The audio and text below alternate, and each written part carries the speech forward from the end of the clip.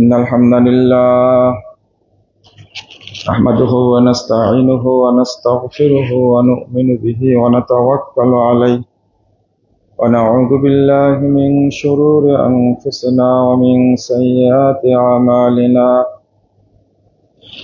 من يهده الله فلا مضل له ومن يضلل فلا هادي له وأشهد أن لا إله إلا الله وحده لا شريك له وأشهد أن محمدا عبده ورسوله أما بعد فإن خير الحديث كتاب الله وخير الهدي هدي محمد صلى الله عليه وسلم وشر الأمور محدثاتها وكل محدثة بدعة وكل بدعة ضلالة وكل ضلالة في النار فأعوذ بالله من الشيطان الرجيم ومن آياته أن خلق لكم من أنفسكم أزواجا لتسكنوا إليها وجعل بينكم مودة ورحمة إن في ذلك لآيات لقوم يتفكرون. قال صلى الله عليه وسلم إن الدنيا كلها متاع وخير متاع الدنيا المرأة الصالحة رواه ابن ماجه بإسناد صحيح. সম্মানিত মুসল্লিবৃন্দ, পরিবারের অশান্তির কারণ এই বিষয়টি নিয়ে খুতবায় আলোচনা করব ইনশাআল্লাহ। ওয়া মা তাওফীকি ইল্লা বিল্লাহ আলাইহি তাওয়াক্কালতু ওয়া ইলাইহি উনীব। আল্লাহ রাব্বুল আলামিন যেভাবে স্বামী স্ত্রীর কথা উল্লেখ করেছেন তাতে পরিবারে অশান্তি হওয়ার কথা না। আল্লাহ বলছেন মিন আয়াতিহি আন খালাকা লাকুম মিন আনফুসিকুম আজওয়াজা। আল্লাহর যতগুলো নিদর্শন আছে তার মধ্যে একটা হলো আন খালাকা লাকুম মিন আনফুসিকুম আজওয়াজা। তোমাদের জন্য তোমাদের থেকেই জোড়া তৈরি করেছেন। লিতাসকুনু ইলাইহা, যেন তোমরা তার কাছে প্রশান্তি পাও। স্ত্রীর মধ্যে আল্লাহ যে দরদ, ভালোবাসা, প্রেম, নম্রতা দিয়েছেন, লিতাসকুনু ইলাইহা, যেন তোমরা তার কাছে প্রশান্তি পাও, শান্তি অনুভব করো। ওয়াজাআলা বাইনাকুম মাওয়াদ্দাতাও ওয়া রাহমা, এবং আল্লাহ রাব্বুল আলামিন তোমাদের মধ্যে সৃষ্টি করে দিয়েছেন মাওয়াদ্দা, প্রেম, ভালোবাসা, ওয়া রাহমা, এবং দয়া। এরপরে বলছেন ইন্না ফি যালিকা লাআয়াত লিকাওমিন ইয়াতাফাক্কারুন, যারা শরীয়ত নিয়ে ভাবে, কোরআন সুন্নাহ নিয়ে ভাবে, যারা চিন্তা করে, তাদের জন্য অনেক নিদর্শন রয়েছে। এই আয়াতটা এত তাৎপর্যপূর্ণ, যদি আমরা খুলে বুঝতে চাই যদি বুঝি, এটা নিয়ে তো চিন্তা করি না। একটা মায়ের বুকে যদি এত দরদ না থাকতো, তাহলে একটা বাচ্চা 9 মাস 9.5 মাস পেটে ধারণ করে মা যে কষ্টটা করে, এরপরে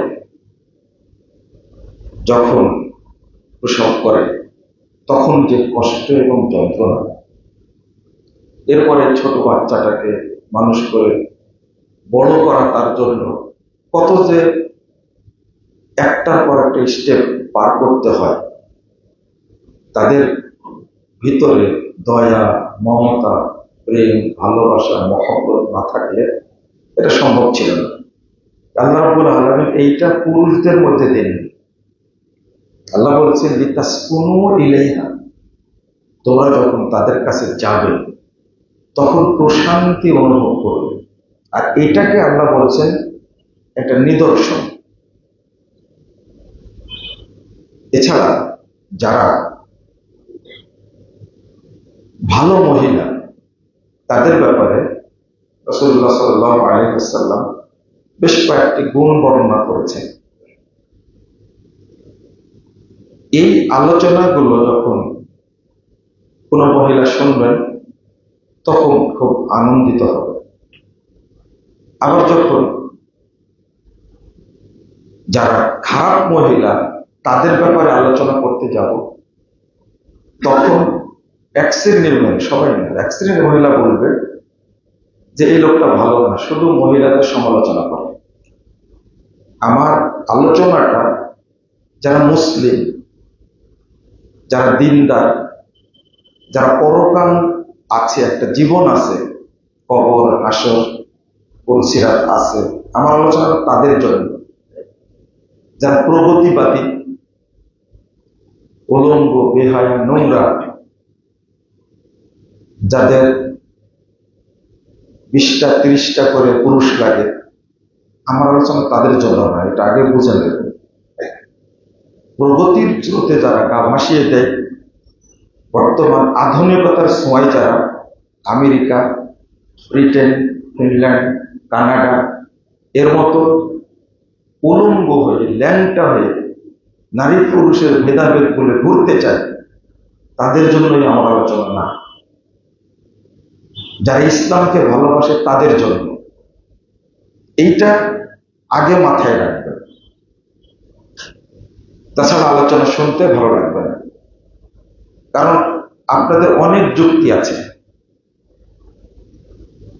আমাদেরও অনেক যুক্তি আছে, কিন্তু কোরআন এবং সুন্নাহ যুক্তির অনেক ঊর্ধ্বে। আপনার যুক্তি, ব্রেন, দর্শন, থিওরিতে অসংখ্য ভুল থাকতে পারে। সক্রেটিস একটা কথা বলে গেছে, পরে ভুল প্রমাণিত হয়েছে। নিউটন একটা কথা বলে গেছে, পরে ভুল প্রমাণিত হয়েছে। কিন্তু আল্লাহ রাব্বুল আলামিন যেটা দিয়েছেন সেটা আজ পর্যন্ত কেউ ভুল প্রমাণ করতে পারেনি, ভবিষ্যতেও পারবে না ইনশাআল্লাহ, সম্ভব না। অর্থাৎ আপনার এই ন্যারো বোকা মানসিকতার সাথে ইসলামের কোনো সম্পর্ক নেই। যদি আপনি আমেরিকার মতো হতে চান, তাহলে 1 মিনিটে 3টা মেয়ে ধর্ষিতা হয়। আপনি ইসলামের পরিবারে না থেকে আপনি আমেরিকায় চলে যান, এবং তাদেরকে ভিসা বেশি দেয় যারা উলঙ্গ, ল্যাংটা। এটা আপনার জন্য খোলা। তো বাংলাদেশ একটা মুসলিম রাষ্ট্র, এখানে এক শ্রেণীর মানুষ সালাত আদায় করে, ভালোভাবে চলতে চায়, জান্নাতে যাওয়ার জন্য চেষ্টা করে তারা। আপনি এখানে বিশৃঙ্খলা করবেন কেন? আপনি কানাডায় চলে যান, থাইল্যান্ড চলে যান, আপনার কাপড় পরারই দরকার নাই, উলঙ্গ ঘুরে বেড়ান। বাংলাদেশে আপনার 50টা লাগে, ওখানে যদি 50,000 লাগে তাও আপনি নেন। কিন্তু আপনার স্বাধীনতা আছে যেখানে, সেখানে চলে যান। ইসলামকে ব্যঙ্গ করার, ছোট করার অধিকার আপনার নেই। আল্লাহ রাব্বুল আলামিন বলছেন আর রিজালু কাওয়ামুনা আলান নিসা, বিমা ফাদ্দালাল্লাহু বা'দাহুম আলা বা'দ। আল্লাহ দায়িত্ব দিয়েছেন পুরুষরা মহিলাদেরকে পরিচালনা করবে, আর রিজালু কাওয়ামুনা আলা নিসা। মেয়েটা প্রথম যখন বেরিয়ে যায়, বিয়ে হয়ে চলে যায়, তখন আমরা মেয়েটাকে পুষি এইভাবে যে তোর স্বামীকে তুই নিজে নিয়ন্ত্রণ করবি। শুরু এই জায়গা থেকে। আপনি ইমানদার না, আপনি এখন বলবেন নারী পুরুষের এত তফাৎ কেন? আপনার প্রযুক্তির মধ্যে এটা একটা। পুরুষদেরকে তাদের উপর প্রাধান্য দেবেন কেন? সমস্ত মানুষের মধ্যে শ্রেষ্ঠ মানুষ নবী রাসূলগণ। এখানে কোন আপত্তি আছে আপনার? কোন আপত্তি নেই। খালি বলেন তো যে আল্লাহ পুরুষদের নবী করেছেন কিন্তু মহিলাদের করেননি কেন? কি যুক্তি আছে না? আল্লাহ এখানে বৈষম্য তৈরি করেছেন না? পুরুষ নারীদের মধ্যে থেকে নবী হয়েছে, আর নবী হলেই তারা কি নবীয়তের দায়িত্ব পালন করতে পারত? এটা তাদের দায়িত্ব না। নবী হয়েছেন সবাই পুরুষরা, এবং তারা সকল মানুষের উপরে শ্রেষ্ঠ। এতে কোনো ইখতিলাফ নেই। ইখতিলাফ করলেই কি হবে? ঈমান থাকবে না। 3 নম্বর, আপনার অফিসের বস, প্রিন্সিপাল, একটা প্রতিষ্ঠানে 10 জন মহিলা চাকরি করছে। এই প্রিন্সিপাল তাকে কত কি বলছে, ওই জায়গায় গিয়ে প্রশ্ন করে না যে সবার অধিকার সমান থাকবে। প্রিন্সিপাল আমাদের ধমক দিবে কেন? বুঝেননি কথা? আপনি কেন প্রশ্ন করলেন?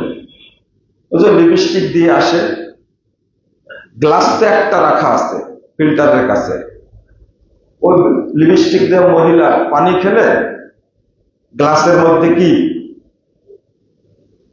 বাকিটা বলার দরকার আছে?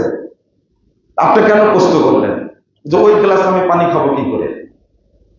কেন? লিপস্টিক মাত্র, আপনার রুচি হয় না কেন খেতে? খেয়াল করেন, সমতা। ওই একটা গ্লাস রাখা আছে, নারী পুরুষ উভয়ে কলেজে পানি খায়। শিক্ষকদের আপত্তি কি?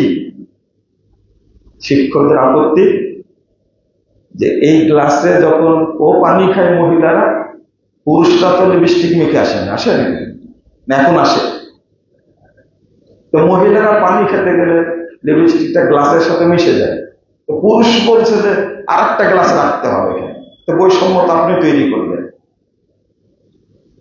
কারণ মহিলারা যদি বলতো আমরা যেমন পেটে বাচ্চা ধারণ করি তোমাদেরকেও ধারণ করা লাগবে, তখন কি হবে? এটা প্রথম বৈষম্য শুরু হয়েছে এই জায়গা থেকে, তাই না? বুঝলেন না মনে হয়, তাই না? প্রথম বৈষম্য তো শুরু হয়েছে এই জায়গা থেকে। নারীরা পেটে বাচ্চা ধারণ করে, পুরুষরা কি করে? এটা আইন করেন যে পুরুষরাও করবে, নারীরাও করবে। কিয়ামত পর্যন্ত চেষ্টা করলে একটা পুরুষের গর্ভে সন্তান ধারণ করাতে পারবেন? যদি করতে পারত বিজ্ঞানীরা, এই যে টেস্ট টিউব বেবির সিস্টেমে, তাহলে বহু পুরুষ বিয়েই করতো না। বিজ্ঞানীদেরকে বলেন, আপনাদের যারা দাদা আছে, যাদের কারো পণ্ডিত মনে করেন, ওদেরকে বলেন একটা সিস্টেম আবিষ্কার করা হোক যে পুরুষরাও বাচ্চা পেটে ধারণ করবে। দেখে কেমনে পারেন আপনি? এই বেশি হুজ্জতি করার কারণে এই কিছু সংখ্যক নাস্তিক, এবং এরা হলো মানে সবচেয়ে বড় কালপিট ক্রিমিনাল। এবার দেশের জন্য, জাতির জন্য, সমাজের জন্য, ইসলামের জন্য, সব ধর্মের জন্য এরা চরম ক্ষতিকর, ভয়াবহ। উল্টা যুক্তি দিলে তো হয় না। আপনি এক জায়গায় এসে সমতা, কোন জায়গায়? স্বামী এবং স্ত্রী। বাকি সব জায়গায় কি? সবার আন্ডারে চাকরি করতে, গার্মেন্টসে যা কাজ করতে, সব জায়গায় রাজি। কিন্তু সমতা খুঁজে কোন জায়গায়? স্বামীর কাছে, পরিবারে। স্বামী স্ত্রীর মধ্যে এত তফাৎ থাকবে কেন? এটা আল্লাহর বিধান। 34 234 নম্বর আয়াত আল্লাহ রাব্বুল আলামিন বলছেন, স্বামী যদি কোনো মহিলার মারা যায় 4 মাস 10 দিন তাকে শোক পালন করা লাগবে। 4 মাস 10 দিন। এরপরে চাইলে বিয়ে করবে, বাড়ি থেকে বের হবে, কিন্তু সাজসজ্জা করে থাকতে পারবে না। এটা স্বামীর জন্য, এটা আল্লাহর আইন। কিন্তু স্ত্রী মারা গেলে স্বামীকে কোনো ইদ্যত পালন করতে হয় না। জান, এই যে বৈষম্য দেখা দিলাম, এটা মানতে পারবেন না, তাহলে কোনো মুসলিম পুরুষকে আপনার বিয়ে করারই দরকার নেই। বুঝেননি মনে কথাটা নাকি? এটা আল্লাহর বিধান। আপনাকে 4 মাস 10 দিন ইদ্যত পালন করতেই হবে, এটা ফরজ, মানতে আপনি বাধ্য। আমি এটা প্রগতিশীল কোনো মহিলার জন্য বলছি না। বাচ্চা মারা গেলে, কি বলে, স্বামী মারা গেলে বাচ্চাগুলো এতিম হয়, মা মারা গেলে কখনো এতিম হয় না। এটা আপনাকে বোঝা লাগবে জিনিসটা। কেন মা মারা গেলে এতিম হবে, বাপ মারা গেলে এতিম হবে? বাপ মারা গেলে বাচ্চা এতিম হয়, মা মারা গেলে এতিম হয় হয় না? আপনি এটা কিভাবে বুঝবেন, কি করে? এই বোঝার ঘেলু বা ব্রেন তো লাগবে। আর যারা সমালোচনা করে এরা অজ্ঞ, গণ্ডমূর্খ একবারে। তারা কোনো শরীয়তের কোনো কিছু ভাবে না। এই প্রতিদিন 75 থেকে 73টা পরিবার বিচ্ছিন্ন হচ্ছে। 93টা হচ্ছে, শতকরা 93টা হচ্ছে মহিলার পরামর্শে, মহিলার দাবিতে বিচ্ছিন্ন, তালাক হচ্ছে। আর 7টা হচ্ছে মাত্র পুরুষের কারণে। এই রিপোর্ট কি কারণে হচ্ছে? এটা দিন না মানার কারণে। ও মানবে না, শাসন মানবে না। একটা পুরুষের যে সম্মান বিয়ের আগে ছিল, বিয়ের পর থেকে সে সম্মান পরিবার থেকে সব হাইজাক হয়ে গেছে, উধাও হয়ে গেছে। বিয়ের পরে ওই পুরুষের কোনো সম্মান নেই। বর্তমান যুগের কথা বলছি, আপনার বাপের কথা বলিনি, আপনার দাদার কথা বলিনি, আপনার কথা বলেছি, এখনকার যুগের কথা বলছি। কোনো সম্মান করে না। মা সম্মান না দেওয়ার কারণে ছেলে মেয়েগুলো সম্মান করে না। ও পরিবারে ও একটা রোহিঙ্গা, বাস্তব রোহিঙ্গা। ওর পরিবারে কোনো দাম নেই, কারণ মা শিখে এসেছে। অর্থাৎ এখানে যদি ইসলামের বিধান পালন করত, দুর্ভাগ্য, বিয়ে করার পরে প্রথম থেকেই বলছে তোমার পরিবার টিকবে না।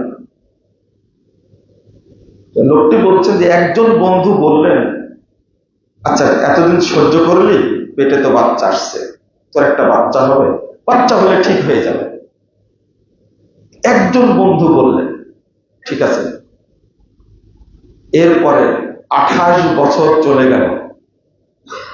28 বছর চলে গেছে, 3টা সন্তান হয়েছে, 3টা ছেলে, 2টা মেয়ে হয়েছে, কমপ্লিট। 29 বছরের মাথায় এসে আমাকে রেখে চলে গেল। বুঝলাম বন্ধুদের দিকদর্শনটা খারাপ ছিল। যদি ওই এক বন্ধুর কথা শুনতাম, ওই বন্ধু বলছিল একটা বাচ্চার জন্য তুই সারা জীবনটা নষ্ট করবে। এরপরে অনেক তফাৎ রেখে বিয়ে করার পরে বয়সের ডিফারেন্স অনেক। এই আয়াতটা উল্লেখ করে বলছেন, আল্লাহ যে বলছেন وَمِنْ آيَاتِهِ أَنْ خَلَقَ لَكُمْ مِنْ أَنْفُسِكُمْ أَزْوَاجًا لِتَسْكُنُوا إِلَيْهَا। আল্লাহ যে বললেন তাদের কাছে প্রশান্তি আছে। 29 বছর পরে এই মহিলাকে বিয়ে করার পরে, এই মেয়েটাকে বিয়ে করার পর বুঝলাম আল্লাহ রাব্বুল আলামিন মেয়েদের মধ্যে কত দরদ এবং প্রশান্তি রাখছে। তফাৎ করতে গিয়ে এখানে কোনো সাক্ষী নাই, আমার সাথে নিজেই বলছে।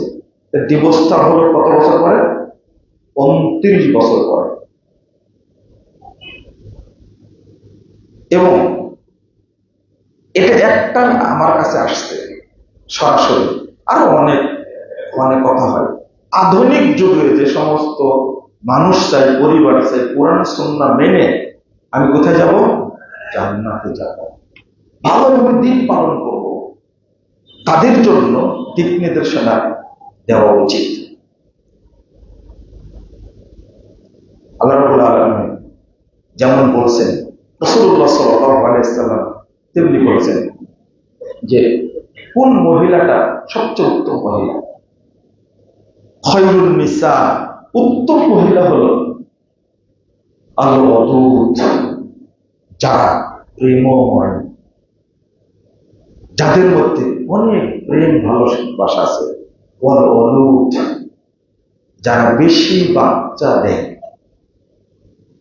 আল মুওয়াতিয়াত, যারা খুবই অনুগত। ওয়াল মুওয়াসিয়াত, আর যারা সমব্যথী। স্বামী যদি আক্রান্ত হয়, অসুস্থ হয়, সে এমন ভাবে সেবা করে যে মনে হচ্ছে যে তার মতোই তিনিও ব্যথা পেয়েছেন, কষ্ট পেয়েছেন। স্বামী কোনো কারণে বিপদগ্রস্ত হয়েছে, এমন ভাবে পাশে দাঁড়ায়।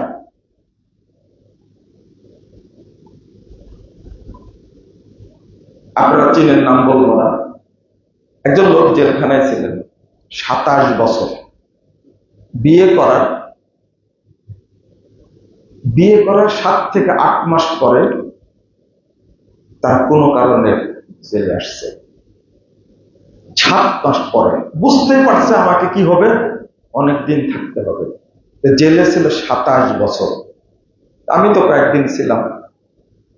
প্রতি সপ্তাহে তার ওয়াইফ দেখতে আসতেন, কথাবার্তা হতো। যখন আমি তার সাথে কথা বলছি তখন তার 25 বছর হয়েছে, 24 বছর হয়েছে। আমি আসার পরে আরো 3 বছর জেল খাটার পরে বেরিয়ে আসছে। কিন্তু ওই মহিলার কোনো বাচ্চা নাই, একাই। তবে দেখতে যেত প্রতি সপ্তাহে। আমি বললাম, আপনি কি কখনো বলেন নাই তুমি অন্যত্র বিয়ে করে নিও? কারণ আমাকে সাজা হয়ে গেছে যাবজ্জীবন, আমি তো বেরোতে পারবো না। এই মহিলা বলে যে তুমি বেঁচে আসো, আমি জানতে পারছি, আমি কেন বিয়ে করতে যাব? এই লোকটা 27 বছর জেল খাটার পরে বলছে, এই 24 বছরে একবার মাত্র আমার কাছে আসছে 10 দিন পরে, কিন্তু প্রত্যেক সপ্তাহে আমার সাথে দেখা করতে আসছে। কিছু খাবার নিয়ে আসে, কিছু তো নাই, যা আছে তাই। তো সমব্যথী কাকে বলে? এটা রোগ হয়েছে, আপনাকে রেখে চলে গেল। এই রোগ আর ভালো হবে না, বুঝতে পারছে, তখন চলে গেল। ভালো স্ত্রীর গুণাগুণ বর্ণনা করতে গিয়ে রাসূল সাল্লাল্লাহু আলাইহি ওয়াসাল্লাম বলছেন কয়টা কথা? 4টা বললাম, তাই না? প্রেমময়, 2 আল ওয়ালুদ, বাচ্চা দিবে। আর আপনারা এখন ওই মহিলাকে বিয়ে করতে চান যে মহিলার বাচ্চা হওয়ার সম্ভাবনা নেই। লা হাওলা ওয়ালা কুওয়াতা ইল্লা বিল্লাহ। আবু দাউদের হাদিস, রাসূল সাল্লাল্লাহু আলাইহি ওয়াসাল্লামের কাছে একজন সাহাবী এসে বলছেন যে জাতু জামালিন ওয়া হাসাবিন, সম্পদশালী, দেখতে খুব সুন্দর, আমি দেখেছি, আমি তাকে বিয়ে করব, কিন্তু ওর বাচ্চা হবে না। কি হবে না? রাসূল সাল্লাল্লাহু আলাইহি ওয়াসাল্লাম বলেছেন, না তুমি বিয়ে করো। 3 বার বলেছেন, 3 বারই বলছেন ওকে বিয়ে করা যাবে না। যে মহিলা বাচ্চা দিতে পারবে না সেই মহিলাকে বিয়ে করা যাবে না, নিষেধ করছেন। 3 বারই নিষেধ করলেন রাসূল সাল্লাল্লাহু আলাইহি ওয়াসাল্লাম। আর আমরা এখন খুঁজি যে মহিলার বাচ্চা হয় না তাকে বিয়ে করার চেষ্টা করি, যে বাচ্চা হবে না, কোনো ফিতনা থাকবে না। লা হাওলা ওয়ালা কুওয়াতা, এটা মনে রাখবেন, যে মহিলার বাচ্চা হবে না তাকে বিয়ে করা যাবে না, এটা নিষেধ করা হয়েছে হাদিসে। আরেকটা হাদিস আসছে, আইয়ুন নিসায়ে খায়র, রাসূল সাল্লাল্লাহু আলাইহি ওয়াসাল্লামকে জিজ্ঞেস করেন কোন মহিলা উত্তম মহিলা? উত্তর দিলেন আল্লাতী তাসুররুহু নাযারা, ওই মহিলা উত্তম মহিলা যে মহিলা দিকে যখন স্বামী দেখে তাসুররুহু, এই মহিলা তাকে আনন্দ দেয়। এই হাদিসটা কি বুঝবেন? যে মহিলা যে যে স্ত্রীকে স্বামী দেখা মাত্রই আনন্দ পাবে, এই মহিলা হলো উত্তম মহিলা। তারপর হলো ততি অভু ইদা আমার, যখন স্বামী আদেশ দান করে তখনই তার আনুগত্য হয়। লা তুখালিফুহু ফি নাফসিহা ওয়া আমওয়ালিহা বিমা ইয়াকরাহ, তার নিজের ব্যাপারে, তার সম্পদের ব্যাপারে স্বামী কিছু বললে সে কখনো তার বিরোধিতা করে না, যেটা অপছন্দ করে স্বামী এমন কোনো কাজ করে না। এই মহিলাকে রাসূল সাল্লাল্লাহু আলাইহি ওয়াসাল্লাম বলছেন উত্তম মহিলা। সহিহ বুখারী তার একটা হাদিস আসছে যে আহনাহু আলা ওয়ালাদিন ফি সিগরি, যে মহিলা খায়রুন নিসা, সবচেয়ে উত্তম মহিলা, যে মহিলা ছোট তার বাচ্চাকে খুব আদর করে। আমরা কি আদর করি ছোট বাচ্চাকে? আমাদের মহিলারা বাচ্চাকে দুধই দেয়। যে মহিলা তার বাচ্চাকে দুধ দেয় না, এই মহিলা কখনো আশা করতে পারে না যে বৃদ্ধা হলে আমার ছেলে আমাকে দেখাশোনা করবে, আমার মেয়ে আমাকে দেখাশোনা করবে, এটা আশা করতে পারবে না। বরং কঠিন শাস্তি আছে। ওয়া'আনাহু আলা যাওজাতিহা, রাসূল সাল্লাল্লাহু আলাইহি ওয়াসাল্লাম বলেন যে ওই মহিলা শ্রেষ্ঠ মহিলা, যে মহিলা তার স্বামীর অধিকারের ব্যাপারে খুব তৎপর থাকে, তার সম্পদেরও তৎপর থাকে।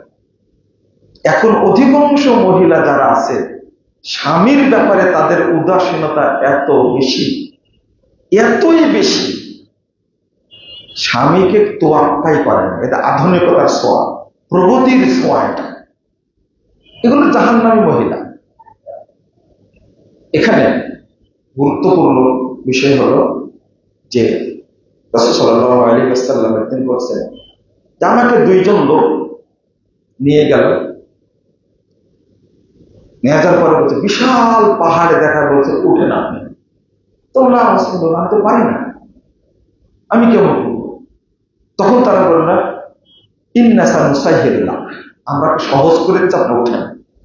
উঠার পরে দেখলাম স্বামী তো, আমি শুনলাম আও না,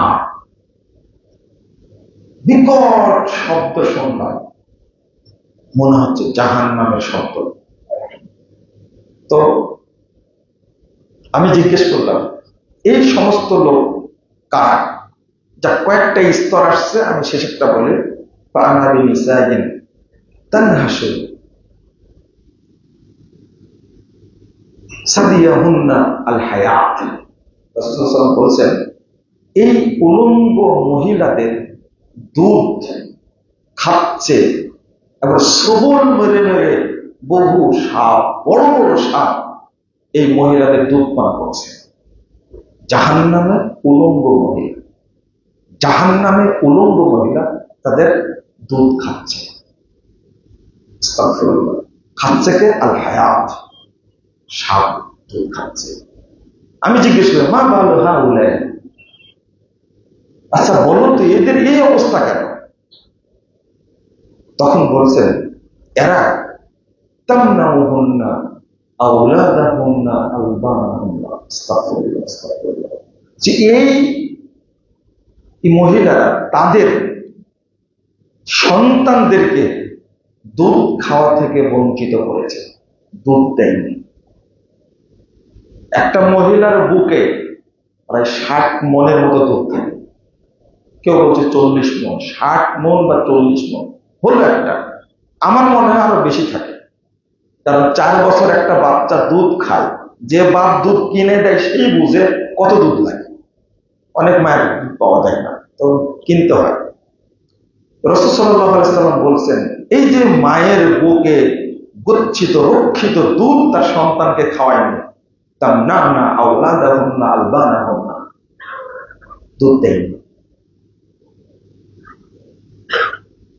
এই দুধ কোথায় যায়? দুধ নষ্ট হয় না। জাহান্নামে যখন যাবে এই মহিলাদের দুধ পান করবে সাপ, যেটা খাওয়াতে বঞ্চিত করেছে। হাজারো মহিলা বর্তমানে আছে তাদের সন্তানকে দুধ দেয় না, না নাই? আছে, আপনারা জানেন। কারো চেহারা নষ্ট হয়ে যাবে, স্তন ঝুলে যাবে, কত রকমের তাদের অজুহাত। দুধ দেয় না, দুধটা সাপের জন্য রেখে দিচ্ছে, তার জাহান্নামের সাপ খাবে না, লটুপুটু করে খাবে জাহান্নাম। তো উত্তম মহিলা সে আহনাহু আলা ওয়ালাদিন ফিসিবাহি, যে ছোটতে তার বাচ্চাকে আদর করে মানুষ করে, এই মহিলার উত্তম মহিলা। আর স্বামী প্রতি যত্নশীল যে মহিলা, সেই মহিলা উত্তম মহিলা। রাসূল সাল্লাল্লাহু আলাইহি ওয়াসাল্লাম বলেছেন, ইন্নাদ দুনিয়া কুল্লাহা মাতা ওয়া খায়রু মাতা'id দুনিয়া আল মারআতু সালিহা। পুরো দুনিয়াটাই হলো ভোগ্য বস্তু, তার মধ্যে শ্রেষ্ঠ সম্পদ হলো দিনদার নেককার স্ত্রী। এই হাদিসটা কোথায় রাখবেন আপনারা? আপনারা বলেন যে মহিলাদের ব্যাপারে আপনারা নেগেটিভ কথা বলবেন। মহিলাদের ব্যাপারে নেগেটিভ কথা বলবো কেন? পৃথিবীতে একজন মহিলাকে, একজন মানুষকে আল্লাহ সালাম দিয়েছেন, তিনি আমি বলেন। রাসূল সাল্লাল্লাহু আলাইহি ওয়াসাল্লাম বলছেন যে আমাকে জিবরিল আমিন বলছেন, জিবরিল বলছেন আমাকে আল্লাহ বলছেন, ওই যে খাদিজা আসছে দেখো, সাথে পানি আছে, খাবার আছে, তরকারি আছে, গাড়ি হীরা। আমি যখন উঠেছিলাম 13 সালে 45 মিনিট 42 মিনিট সময় লাগছিল,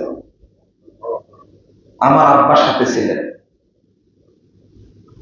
এই পাহাড়ের উপরে উঠে সবচেয়ে সম্ভ্রান্ত পরিবারের মহিলা, সবচেয়ে সুন্দরী, আমি তথ্য দেখে আশ্চর্য হলাম যে খাদিজা রাদিয়াল্লাহু আনহার মতো সুন্দরী নারী তখন আরবের উপরে ছিল না। এত সুন্দরী এবং সবচেয়ে সম্পদশালী, সবচেয়ে প্রভাবশালী একজন নারী, তিনি তার স্বামীর জন্য 6 মাস বাসা থেকে খাবার টেনেছেন।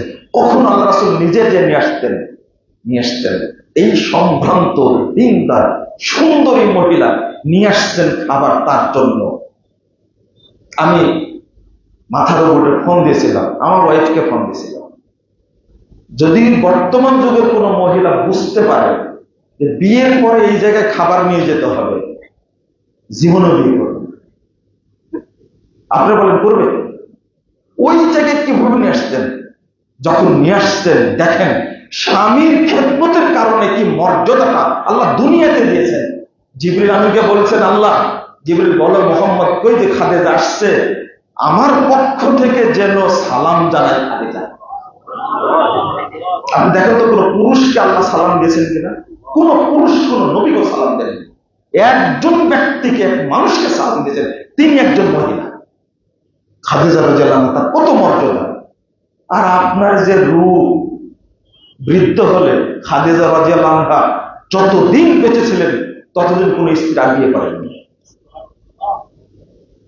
মা আয়েশা রাদিয়াল্লাহু আনহা বলছেন, আমার সবচেয়ে বেশি হিংসা লাগতো কথায় কথায় খাদিজা, কথায় কথায় খাদিজা। খাদিজা এমন কি ছিলেন, কি করতেন? আমি বোঝাতে চাচ্ছি, এত বড় ধনাঢ্য পরিবারের মেয়ে, সম্ভ্রান্ত পরিবারের, এত বড় সুন্দরী, আর আপনাকে দেখতে পেতনির মতো লাগে। আর আপনার যে দাপট, আর আপনার যে জেদ আর অহংকার দেখে হাসি লাগে। আমাদের হাসি লাগবে, শয়তানও হাসে। খাদিজা রাদিয়াল্লাহু আনহা যদি এরকম মর্যাদা পান, রাসূল সাল্লাল্লাহু আলাইহি ওয়াসাল্লাম বলছেন খাদিজা সবচেয়ে বাচ্চা দিছে।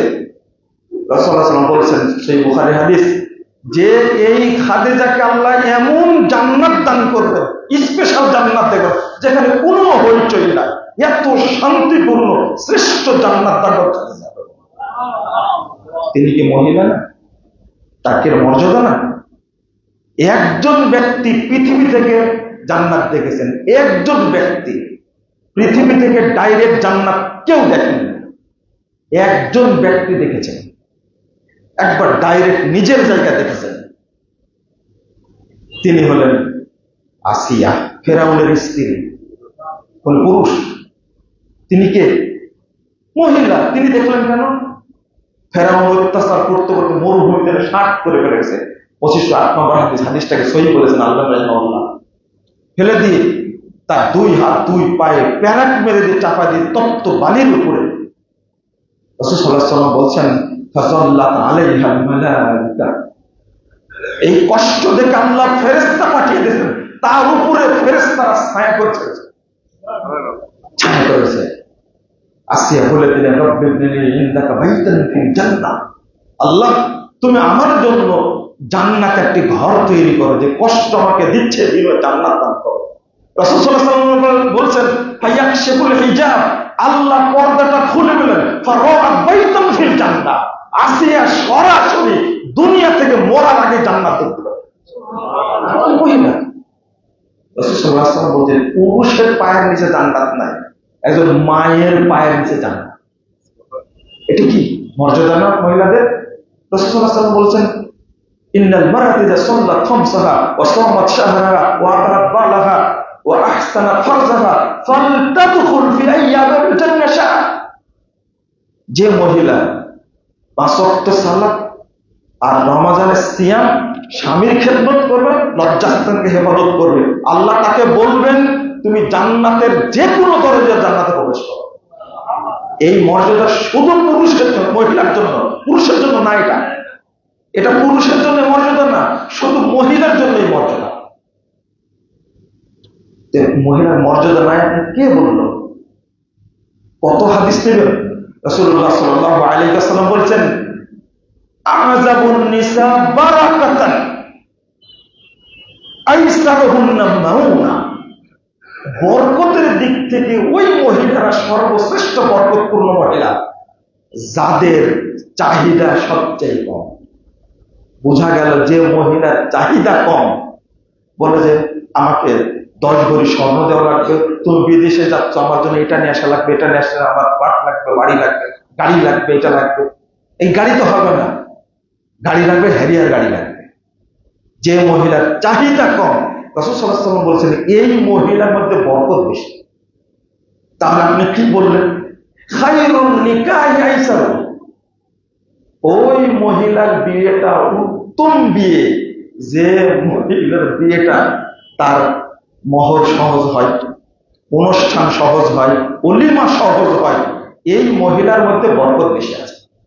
রাসূল সাল্লাল্লাহু আলাইহি ওয়াসাল্লাম বলছেন আপনি শোনান তো দেখে আমাকে, পুরুষের মধ্যে বরকত আছে? বুঝেননি মনে হয় কথাটা? পুরুষের মধ্যে বরকত আছে, মহিলার কত মর্যাদা। কিন্তু এখন যখনই আমি আপনাদেরকে শোনাতে লাগবো জাহান্নামী মহিলাদের পরিচয়, তখন মহিলারা বলবে দেখো মহিলার বিরুদ্ধে লাগছে। যদি আপনার এই চিন্তা থাকে, আপনাকে বুঝতে হবে অন্তরটা ভালো না, অন্তর ভালো না। কত হাদিস নেবেন? আমি ছোট ছোট করে বলি। এক, খারাপ মহিলা, রাসূল সাল্লাল্লাহু আলাইহি ওয়াসাল্লাম বলছেন আল মুতাবাররিজাত ওয়াল মুতাখায়্যিলাত, 1 নম্বরটাই বললাম আগে। রাসূল বলছেন যে মহিলারা বেপরদা, লা ইয়াদখুলুনাল জান্নাহ, তারা জান্নাতে যাবে না। আল মুতাখায়্যিলাত, যারা অহংকারী, অহংকারী মহিলা, জেদি মহিলা জান্নাতে যাবে না। আপনার তো জেদ বেশি, খুবই জেদ, নিজে যেটা বুঝে ওটাই ফাইনাল। রাসূল সাল্লাল্লাহু আলাইহি ওয়াসাল্লাম বলেছেন পুরুষের জ্ঞান হলো 100%, আর নারীদের জ্ঞান কত পার্সেন্ট? কত পার্সেন্ট? 50%। তাও পুরুষটাকে পাগল বানা রাখছে, মানে কিছু বুঝে না, কিছুই বুঝে না। না, আপনাকে প্রথম বুঝতে হবে আমার ব্রেন কতটুকু? 50%। আর মেয়েদের ব্রেন কত পার্সেন্ট? পুরুষদের ব্রেন 100%। ওরা বেশি বুঝবে, 50% বেশি বুঝবে, আর আমি 50% কম বুঝবো। এটা মহিলাদেরকে বুঝতে হবে। এবং স্বামীর সম্পদে পরামর্শের বরকত আছে, এটা হাদিস আসছে। কিন্তু প্রত্যেক মহিলা মনে করে যে আমার স্বামী বলদ, কিছু জানে না। এই বলদ বলতে বলতে 5টা বাচ্চা জন্ম দিছে, 5টা বাচ্চাকে লেখাপড়া শিখাইছে, এই 5টা বাচ্চাকে বিয়ে দিয়েছে, এরপরেও বলদ, তুমি কিছুই বুঝো না। ছেলেরা বলবে, মহিলারা বলদ বানা রাখছে। খারাপ লাগছে? আমি খারাপ কথা বলছি না, বাস্তব। বহু মহিলার বিচার করতে করতে আমাদের অবস্থা খারাপ। বিদেশ থেকে ফোন দেয়, আমেরিকা, লন্ডন, জাপান, এই ফ্রান্স, কি বলে চীন, কোন জায়গা বাদ নাই। মানুষ এই কয়েকদিন থেকে শুরু করেছি পরিবার নিয়ে আলোচনা করা, বেশি আগে শুরু করিনি, কয়েকদিন থেকে। আমাকে মাফ করবেন আপনারা, এই বাস্তবতা। দুই, তাহলে যেদি অহংকারী পাওয়া গেল। 2 নম্বর, যে মহিলা স্বামীর প্রতি অকৃতজ্ঞ, এই মহিলা জাহান্নাম। রাসূল সাল্লাল্লাহু আলাইহি ওয়াসাল্লাম বলেছেন যে সাহাবীরা বলেছেন, তানা ওয়ালা কাশান মিন মাকাম গাহাদা, দেখলাম সালাতুল কুসুফে দাঁড়িয়ে এই জায়গা থেকে আপনি একটু সামনে গেলেন, সুম্মা তাকাকা, অতঃপর পিছনে আসলেন, ঘটনা কি? দিনের বেলা। রাসূলুল্লাহ বলেছেন, ওয়াইতুল জান্নাত, জান্নাত দেখতে পেয়েছিলাম। ফাতানা বলতো অনহুদা, আমি আঙ্গুরের একটা ছড়া নিয়ে আসতে চাচ্ছিলাম, জান্নাত সামনে তুলে ধরা হয়েছে, কত ফলমূল, আমি একটা ছড়া নিয়ে আসতে চেয়েছি, কিন্তু এরপরে বলছেন লাউ আখাসতুহু মিনহু লা আকালতুম মা বাকিয়াতিদ দুনিয়া, যদি আমি এক ছড়া নিয়ে ছড়া বুঝেন তো আঙ্গুরের, যদি নিয়ে আসতে পারতাম, তাহলে পৃথিবীর যতদিন থাকতো তোমরা ততদিন খেতে। মানে বুঝতেন, এক ছড়া আঙ্গুর যদি রাসূল নিয়ে আসতেন, খেতেন কতদিন? কিয়ামত পর্যন্ত খেতেন। এটা কি সম্ভব? এতগুলো মানুষ কি সম্ভব? কেউ বিশ্বাস করবেন? এরা করবেন? দলিল দিতে হবে, কিন্তু প্রশ্ন করে দলিল দিবেন, এটা কিভাবে সম্ভব? এক থোকা আঙ্গুর কিয়ামত পর্যন্ত খাবে। লা আকালতুম মা বাকিয়াতিদ দুনিয়া, 5197 নম্বর হাদিস, সহিহ বুখারীর হাদিস। সুম্মা রাআইতুন নার লাম আরা মানদার কাল ইয়াউমি মানদারান কাত, এরপর জাহান্নাম তুলে ধরা হয়েছে, এইরকম ভয়াবহ জাহান্নাম কখনো দেখিনি। ফারাআইতু আকতারা আহলিহা আন-নিসা, এই জাহান্নামে দেখছি অধিকাংশই কি? মহিলা। লিমাযা ইয়া রাসূলুল্লাহ, রাসূল কেন? আল্লাহ রাসূল বললেন বিকুফরিহিন্না, কুফরির কারণে। আয়াকফুরনা বিল্লাহ, আল্লাহ রাসূলকে প্রশ্ন করলেন সাহাবীরা, তারা কি আল্লাহর সাথে কুফরি করে? লা ইয়াকফুরনাল আশির ওয়াল ইহসান, তারা স্বামীর ইহসানকে, স্বামীর যে অবদান, এটাকে অস্বীকার করে। লাউ আহসানতা ইলাইহিন্না দাহরা সুম্মা রাআত মিনকা শাই, তুমি যুগের পর যুগ তার খেদমত করছো, একদিন শুধু একটা জিনিস তোমার দেখেছে, একটা শক্ত কথা বলেছো, ডাইরেক্ট বলবে মা রাআইতু মিনকা খায়রান কাত, জীবনেও তোমার কাছে ভালো কিছু পেলাম। বুঝেন, 12 বছর 14 বছর 15 বছর সংসার করছি, এটা তো বলতেই পারি আমি, তাই না? ছোট্ট কথা, কিন্তু বেশি না, ছোট্ট কথা। তুমি কোনোদিন ভালো ব্যবহার করলে না, বলতে পারে না? বলতেই পারে। কিন্তু এই ছোট্ট কথাই উদাহরণ দিয়ে বলছেন, এরা এমন একটা জাতি, ও বলে দিবে তোমার কাছে কিছু নেই। আর এই কারণে অধিকাংশ মহিলা কোথায় যাবে?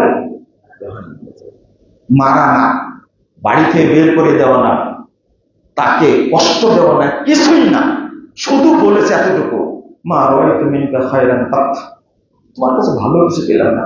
এই ছোট্ট কথাটার কারণে যদি একজন মহিলা জাহান্নামে যায়, আমাদের বউ, আমাদের মা বোন, এদের কি জান্নাতে যাওয়ার কোন সুযোগ আছে মনে করে? মনে হয় বুঝতে পারলাম না। এই কথাটাই বুঝতে হবে, এই কথাটুকু বুঝতে হবে। শুধু বলেছে তোমার কাছে ভালো কিছু পেলাম, শেষ। একজন বলছে 35 বছর পরে থ্যাংক ইউ বললে, শুধু থ্যাংক ইউ বলেনি, কত বছর? 35 বছর। বলছে কি বলতে চান এটা দাঁড়া, তুমি এত অকৃতজ্ঞ, এত কিছু করি তোমার জন্য, তুমি থ্যাংক ইউ বললে কত বছর পরে? 35 বছর পরে। এটাও কিন্তু একটা কথা, স্বামীর জন্য এটাও কথা একটা।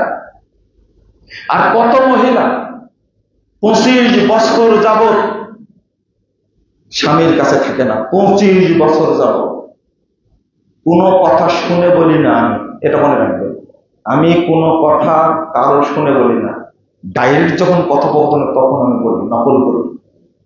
লা হাওলা ওয়ালা কুওয়াতা ইল্লা বিল্লাহ। স্বামীর প্রতি এতই বিরক্তি তাদের জন্য, আল্লাহ যেন আমাদের হেফাজত করেন। আমি যতক্ষণ আপনি যতক্ষণ শরীয়ত মেনে না চলবেন ততক্ষণ আপনি কখনো পরিবারকে শান্তি ফিরিয়ে আনতে পারবেন না। শান্তি দরকার।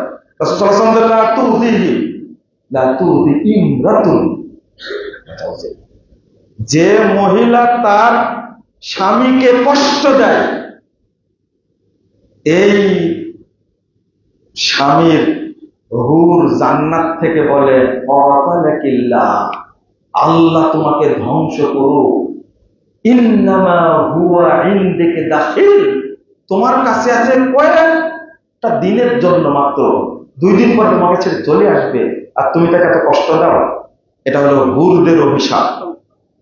রাসূল সাল্লাল্লাহু আলাইহি ওয়াসাল্লাম বলছেন, যে মহিলাকে ডাকলো তার স্বামী বিছানায় আসার জন্য, শুনলো না, সকাল পর্যন্ত হাজারো লক্ষ কোটি ফেরেশতা তার জন্য বদদোয়া করতেন। রাসূল সাল্লাল্লাহু আলাইহি ওয়াসাল্লাম বলছেন, যে মহিলাকে ডাকলো তার স্বামী কথা শুনলো না, কথা শুনলো না, আল্লাযী ফিস সামায়ে সাখিতা, যিনি আসমানে আছেন আল্লাহ, তিনি ওই মহিলার উপর সবসময় অসন্তুষ্ট থাকেন। লা হাওলা ওয়ালা কুওয়াতা ইল্লা বিল্লাহ। রাসূল সাল্লাল্লাহু আলাইহি ওয়াসাল্লাম বলছেন, 2 জন মানুষের সালাত সিয়াম পুকুরে যায় না।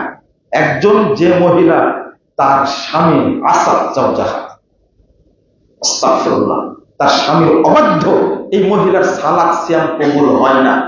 আপনার একজন মহিলার কাজ শুধু ফরজ সালাত, ফরজ সালাতের পরে ওই মহিলার কোনো কাজ নেই, কোনো কাজ নেই। সিয়াম পালন করতে হলে কি করা লাগবে? কোন নফল তাহাজ্জুদ, কোন নফল সিয়াম টেম কিচ্ছু করার সুযোগ নাই। যদি স্বামীর খেদমতের ঘাটতি হয় তাহলে এই মহিলা কোনো কাজ করতে পারবে না। একটা সুযোগ, সেটা কি? ফরজ সালাত। সিয়াম তো আলাদা, ফরজ সিয়াম তো আলাদা, বললাম আগের হাদিসে। কিন্তু তাহাজ্জুদ পড়বেন আপনি, স্বামীর খেদমতের অবহেলা করতে পারবেন না। আপনি নফল সালাত পড়বেন, স্বামীর সমস্যা করতে পারবেন না।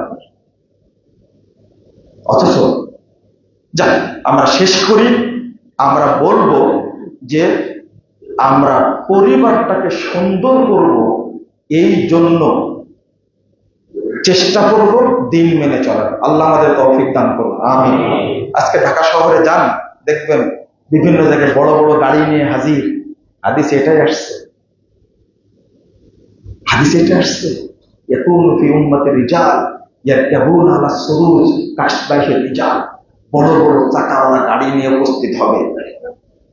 ওয়া নিসাউহুম, কিন্তু তাদের মহিলারা আসিয়াতুন আরিয়াতুন মুমিলাতুন মাইলাতুন কা আসনামাতিল ইজাফ, কিন্তু এই সমস্ত বড়লোক পরিবারের মহিলারা উলঙ্গ ন্যাংটা পোশাক পরে আছে, তারা যেখানে সেখানে চলে যায়, স্বামীর কথা মানে না। আল্লাহ রাসূল বলেন, লানুহুন্না, এদের উপর তোমরা লানত করো, ফাইন্নাহুন্না মা'লুনা, এর হলো অভিশপ্ত, এর অভিশপ্ত। আল্লাহ যেন আমাদের পরিবারকে দিনদার করে দেন, তাহলে আমরা বিপদে পড়ে যাব।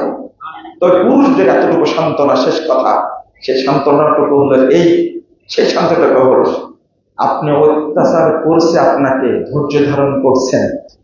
একজন বলছেন যে জান্নাতে পুরুষরা 70টা হুর পাবে, মহিলারা কি পাবে, তাই না? এর কারণটা কি? এর বিরুদ্ধে করবেন কি করে?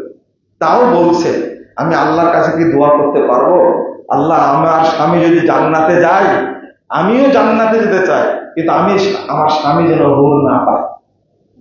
প্রশ্ন করছে মহিলারা কোন জায়গায় গেছে চিন্তা করে প্রশ্ন করছে, আমাকে প্রশ্ন করছে, আমি কি দোয়া করতে পারবো? এখানে কি করবেন আপনি?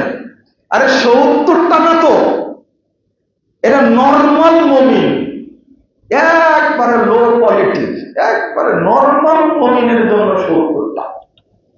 তাকে দুনিয়ার দিবে 2টা, কয়টা হলো? আর স্ত্রী যদি 4-5টা থাকে তাহলে কয়টা হলো? নরমাল মুমিনের জন্য 2টা থাকবেই দুনিয়া। আর যাদের গ্রেড উপরে, তাদের যে কতটা থাকবে তার হিসাব কেউ দেননি। ভালো মুমিন, এরা নরমাল মুমিনের জন্য 70টা। কেউ বলছেন 800, কেউ বলছেন 1000, কেউ বলছেন 70,000 পর্যন্ত হুকুম দান করবেন। কেন কেন কেন? ওই যে অত্যাচারটা করেছে, এই বদলা আল্লাহ জান্নাতে দিয়ে দিবেন ইনশাআল্লাহ। এটাই। এখানে মহিলাদের বিরোধিতা করে কোনো লাভ নাই। শরীয়ত মানতে হবে। আল্লাহ আমাদের মানার তৌফিক দান করুন। আমিন। আল্লাহ যেন আমাদেরকে দিনদার করে দেন। আমিন। আল্লাহ যেন আমাদের পরিবারটাকে জান্নাতি পরিবার করে দেন। আমিন ইয়া রাব্বাল আলামিন। আকুলু কওলি হাযা আস্তাগফিরুল্লাহ লি ওয়া লাকুম ওয়া লিসাইরিল মুসলিমিন।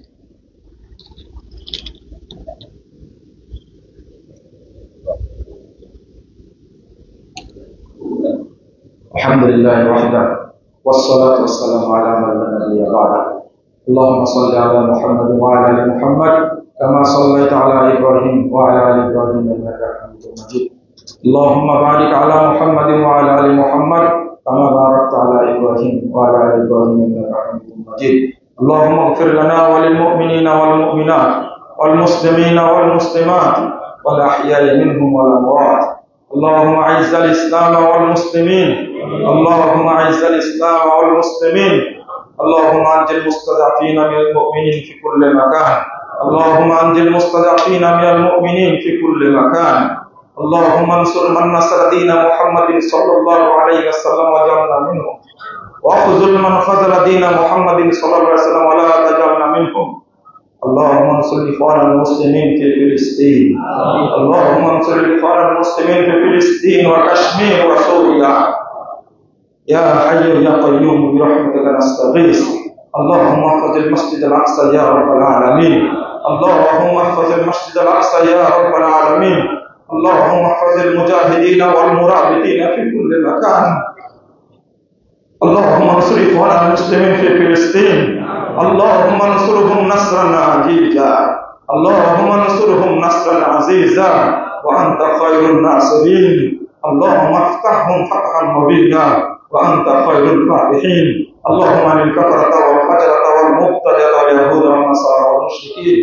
اللهم شقق شملهم ومزق جمعهم وخرب بنيانهم ودمر ديارهم وأنزل بهم بأسك الذي لا ترده عن القوم المجرمين. اللهم اشدد وطأتك على اليهود والنصارى والمشركين. اللهم اشدد وطأتك على اليهود والنصارى والمشركين. اللهم دمرهم تدميرا. اللهم دمرهم تدميرا. اللهم دمرهم تدميرا يا قوي يا عزيز. اللهم إنا نستعين ونستغفرك ونتوب إليك ونثني عليك الخير. اللهم إياك نعبد ولك نصلي نرجو رحمتك ونخشى عذابك إن عذابك جد بالكافرين ملحق. ربنا آتنا في الدنيا حسنة وفي الآخرة حسنة وقنا عذاب النار. ربنا عليك توكلنا وإليك نبنا وإليك المصير. ربنا عليك توكلنا وإليك نبنا وإليك المصير. رب اجعل لنا من لدنك وليا واجعل لنا من لدنك نصيرا. رب اجعل لنا من لدنك وليا واجعل لنا من لدنك نصيرا. ربنا آتنا في الدنيا حسنة وفي الآخرة حسنة وقنا عذاب النار. ربنا تقبل منا إنك أنت السميع العليم. ربنا تقبل منا إنك أنت السميع العليم وتب علينا إنك أنت التواب الرحيم. وصلى الله على النبي.